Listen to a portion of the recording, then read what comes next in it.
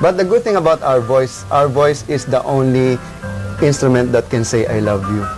Kasi ang hirap pong i-express ang pagmamahal kung hindi mo sinasabing mahal mo ang isang tao. Kaya maraming taong na lalo na yung mga babae, nasasaktan. Alam mo Tiyang Ami kung bakit? Bakit? Kasi masyado silang asyumera.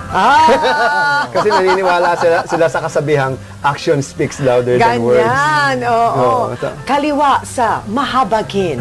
Ganun, may accent pa din di ba? Iba pa rin pagka sinabi ng... Sabi ko nga, maganda. May kasama po tayo mamaya na yung mga estudyante ko na naging professional voice artist na. Sabi ko nga, para lang maiba, ano kaya kung si Kuya Kim halimbawa yung voice over nung Waze, no?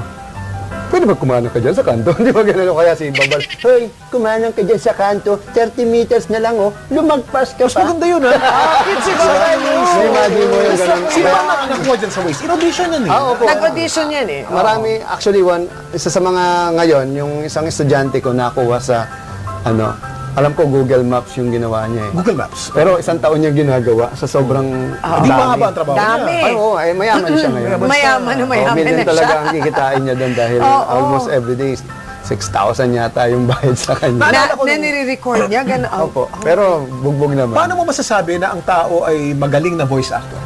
Yan. Number one po sa akin, puso. Puso. Kasi ibang tao, ang ganda ng boses, puro boses lang, walang Hindi emosyon. sincere ang dating. Tsaka mukhang pera. Wag mo nang pera yung gawin mong motivation kasi ang unang tanong magkano bang kikitain niya. Wag mong tatanong 'yan. If money is If money is Mamaya natawagan si boss. kung pera yung dahilan. Nababanaag ba yan? Naririnig yan?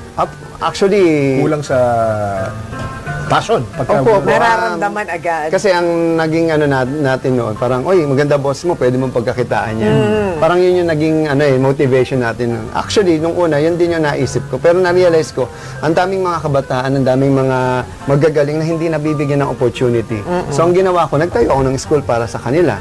Kasi there's no way for them to understand and realize na meron silang potential at talent kung hindi mo sila bibigyan ng pagkakataon. Ano yun? Siyempre,